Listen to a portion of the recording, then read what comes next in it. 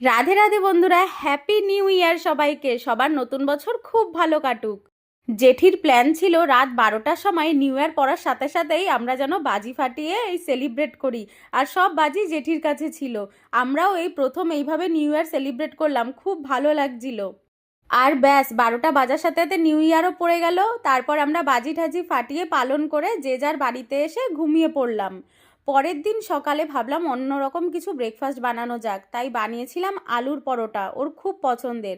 তারপরে আজকে আবার ছিল আমাদের নিরামিষ, বছরের প্রথম দিনই। তো সন্ধ্যাবেলা ভাবলাম ঘরে বসে কি করব, সবাই তো ঘুরতে যাচ্ছে, আমরা না হয় গিয়ে চা খেয়ে আসি। এই দেখো, প্রথমে ও চা আনছে 2 কাপ আমাদের দুইজনের জন্য। এনেছিল মালাই চা, আজকে ফার্স্ট খেলাম মালাই চা, এত সুন্দর লাগলো সত্যি বলার মতন না। তারপর ওকে বললাম আমার জন্য আরও 1 কাপ চা নিয়ে আসো। তোমরাও জানিও নিউ ইয়ারকে কিভাবে সেলিব্রেট করলে, আর আমার ভিডিওটা ভালো লেগে থাকলে লাইক কমেন্ট শেয়ার